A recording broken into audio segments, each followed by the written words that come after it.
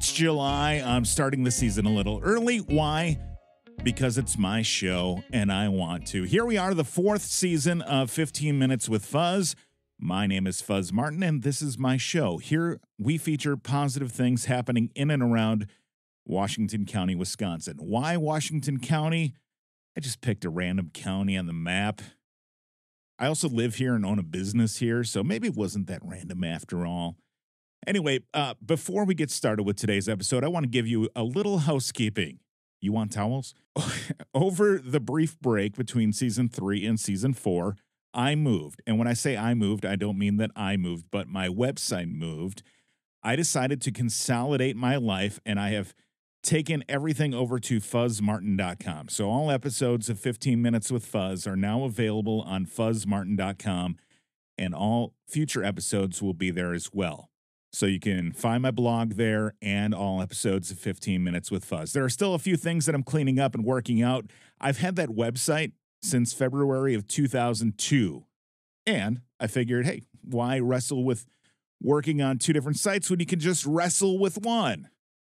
Speaking of wrestling and high school sports that I was no good at, let's talk about football.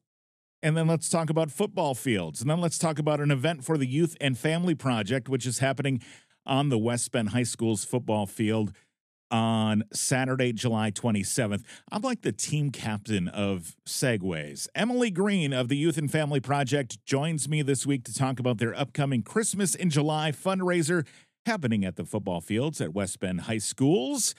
And I'm really excited for it, mostly because I get to be the field announcer, which has been a dream of mine ever since the La La La Lambeau Field commercials back in the day. I get to finally do that. That dream finally gets to come true. Kids, if you ever have a dream, just chase it. With that, here are 15 minutes on the Christmas in July fundraiser with Emily Greene of the Youth and Family Project right here on 15 Minutes with Fuzz.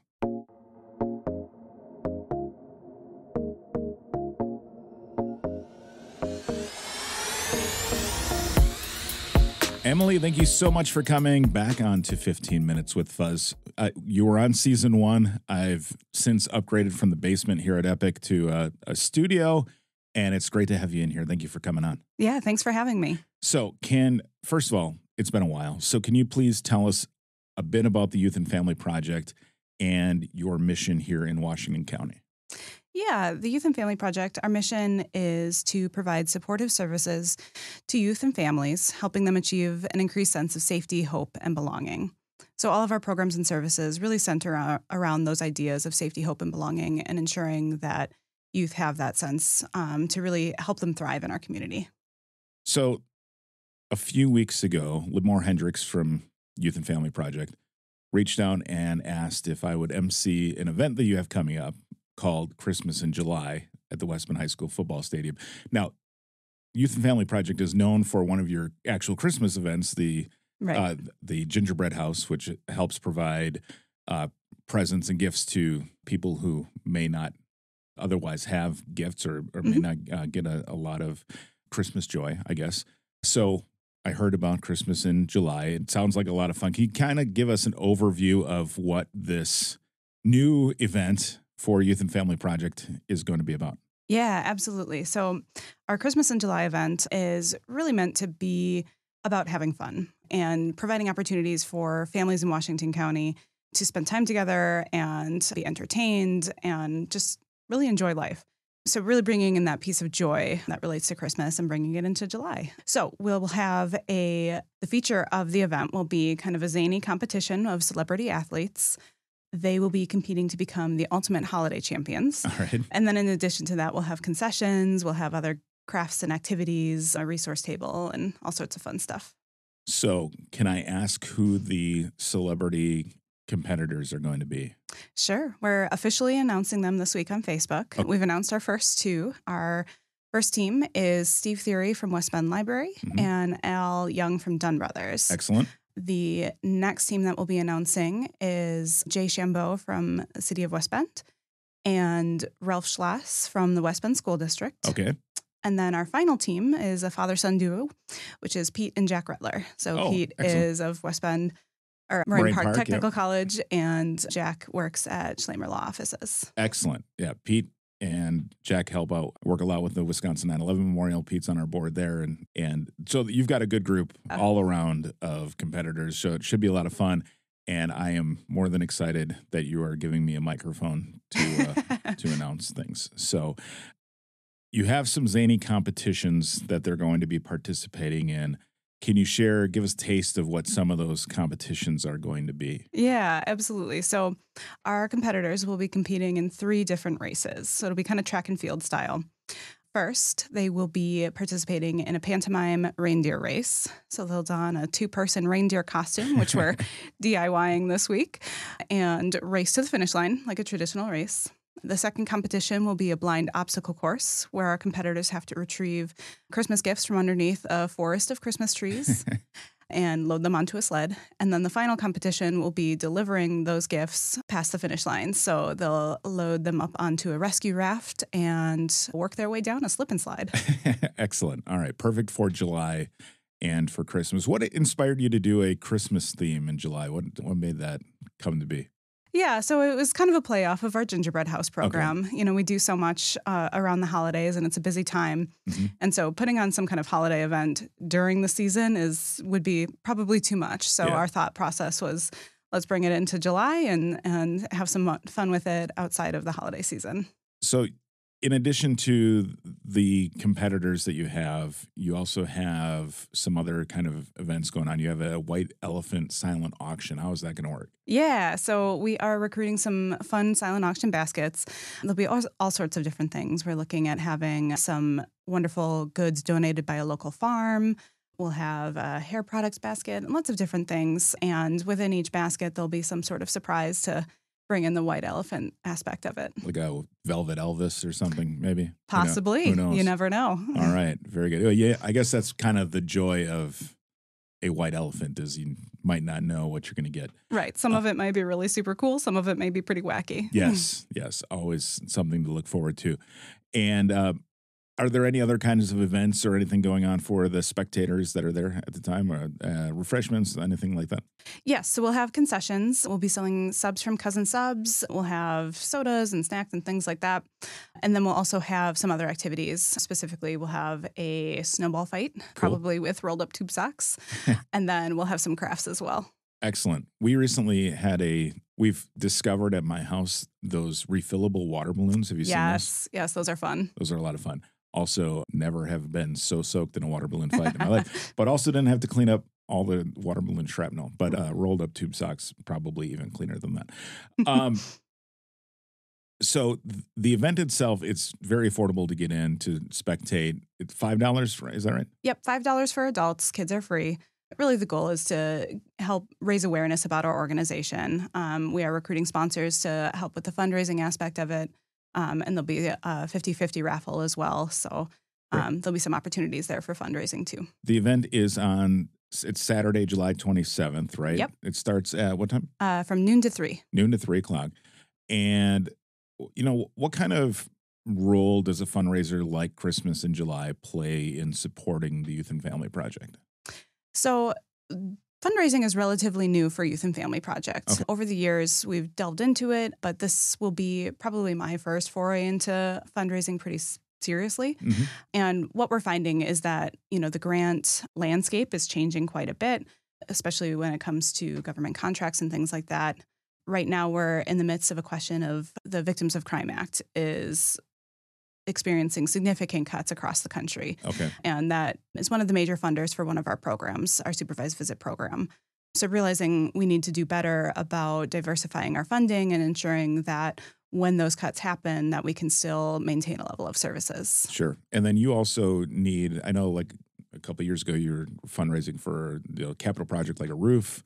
And I know there's like some security upgrades and things like that you guys look to fundraise for as well, right? Yes, yeah, definitely. So we have at our facility, like I said, we do the supervised visits there. We also do some support groups for LGBTQ youth. And what we're finding is that security element is really essential to our services. So we have a security camera system that is aging and is really at this point needing to be upgraded. And then as well as that, investing in some exterior lighting and making sure that when families come to our facility that they are safe and that we can, provide the most safe environment for them to be in. Sure. You had mentioned some sponsors of that. Are there, there's obviously some sponsorship opportunities still available for this Christmas in July and the Youth and Family Project all around? Yes, absolutely. Well. We will be, since it's our first year doing this, we'll probably be accepting sponsorships pretty much right up until the event itself. Okay, very good. And are there any sponsors? I didn't prep you to ask that I was going to ask you this ahead of time, but are there any sponsors right now that you like to plug or say thanks to? Sure, yeah. Schreiber Foods stepped up and donated $500 to the fundraiser, so we're really excited about that. And I actually just received word this morning that we'll be receiving $1,000 from the Sunrise Rotary Club as well. Oh, excellent. So I'm very excited about that. Yeah, very good. That's excellent. So let's go back and talk a little bit about the Youth and Family Project. You've kind of talked from a high level, but can you talk about some of the key services and support that you provide, both the families and LGBTQ plus individuals in our community? Yeah, absolutely. So with Youth and Family, we like to stick to our brand, and we have a youth wing and a family services wing. Within our youth services, we have both individual and group counseling services available to youth. And then we also have kind of a transitional youth program called the Youth Systems Navigation Program. And really that focuses in on those really high-risk youth who, when they turn 18, are facing homelessness or imminent risk of homelessness. Our goal with that is to provide support and guidance to them so that they, don't have to navigate, becoming an adult alone and entering into a totally different system of services to ensure that, we can prevent them from becoming homeless. And if they are experiencing that we can get them housed as soon as possible. And then give them the skills they need to, support them through that and maintain that housing as well. On the family services side of things, many people know about our Gingerbread House program. It's a holiday gift-giving program. Families sign up in September through right about Thanksgiving to receive holiday support. What makes that program unique from other programs in southeastern Wisconsin is that most other programs provide services just to the kids in the family and sometimes just the young kids. But we do things a little bit differently. We provide gifts to the whole family. So that allows families to access things like food share doesn't cover. Food share doesn't cover bath towels. Food share doesn't cover toilet paper. And those are essential items that families need that sometimes they just simply can't afford. So our goal is to ensure that, the parents can ask for those types of things at Christmas time.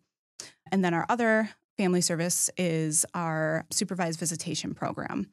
So families who've been divided either through the family court system, typically because of domestic violence or substance abuse issues, or sometimes child welfare, can come to our agency building, and the parent who has some kind of identified safety concern is able to spend time under the supervision of our staff with their children and really work on developing that parent-child relationship and ensure that it's a healthy, nurturing parent-child relationship. Great. And you guys are located here in West Bend, right? And Yep. We're right downtown by the post office on the corner of 7th and Elm Street. And do you service all of West Bend or Washington County, or what's the service area of Youth and Family Project? Primarily Washington County. With our supervised visitation program, it expands a little bit further into southeastern Wisconsin, just because West Bend tends to be a midpoint for families. Sure, certainly. The kind of the county seat as well. Yeah. And then if people want to get involved and they hear about Youth and Family Project and it sounds like something that they'd like to volunteer with or support, what's the best way to get in touch or get involved with Youth and Family? Yeah, we try to keep our postings on the Volunteer Center up to date, but you can always reach out to us. Our contact info is on the website, youthandfamilyproject.org. And right now we're recruiting for volunteers for Christmas in July event, as well as our marketing and fundraising committees. So having people to help spread the load of the work and come up with more creative ideas. So when you say the Volunteer Center, for those who may not know, that's the Volunteers Center of Washington County's website, right? So volunteernow.net, the website that you go to. Anytime that you're looking to maybe do something within the community, you can go there and look for different volunteer projects that might fit within the kind of projects that you might like to volunteer with, including the Youth and Family Projects, Absolutely. Christmas in July, or other kind of projects that you have going on. The Youth and Family Project's been around for 35 years, right? Yeah, we've been around since 1975. Oh, 1975. Okay. Yep. Longer than that. Yeah, so we've been in Washington County for about 35 years. Okay. But the agency originated in Port Washington in 1975, really with that Crossroads Youth Program. It was Okay. under a different name at the time, but serving youth who were at risk was really our mission at the time. Okay. And what kind of impacts has the county, we'll just say the county in the 35 years that Youth and Family has been here in Washington County, what kind of impacts has the county seen from Youth and Family over those years? I think one of the biggest impacts of the Youth and Family Project is our individual counseling services. So over the years, we've developed a relationship with many of the local school districts to provide direct one-on-one counseling services to youth within the school. So whether it be West Bend High School or we've been in Hartford Union High School, we've been pretty much all over the county providing those services. And it really does a number of things to eliminate barriers to mental health services. Youth aren't worrying about transportation. They aren't worrying about their after-school schedule. They're able to receive the services right where they are, and it's very convenient, but also ensures that their needs are met. Perfect. Well, we appreciate having Youth and Family Project in our community and all that you do for our community and those youth and families. Thank you. You're welcome. So if listeners would like to stay up to date on future events that you have going on or volunteer opportunities or want to get involved with the Gingerbread House in the wintertime, fall time, winter, what's the best way for them to do so? The best way to stay up to date on Youth and Family Project is to check out our Facebook page. Our handle is Youth and Family Project. Okay. You can also connect with us on our website as well, youthandfamilyproject.org. Check out our events tab, and then it also has information on all of our programs and services as well. Perfect. And again, the Christmas in July event happening at the West Bend High School's football field on Saturday, July 27th from noon till 3. Mm-hmm. I will be the guy up in the booth saying very, very funny things. Yes. But it's going to be a great time. Now, real quick, I didn't ask before. Tickets are $5 for adults, free for kids. But do they have to buy tickets in advance, or is it pay at the door? What's the You can buy tickets in advance if you would like. Again, just hop over to our website and click on the events tab. And then Christmas in July, there's a link for tickets there. But then you can also purchase them at the gates as well. Okay, very good.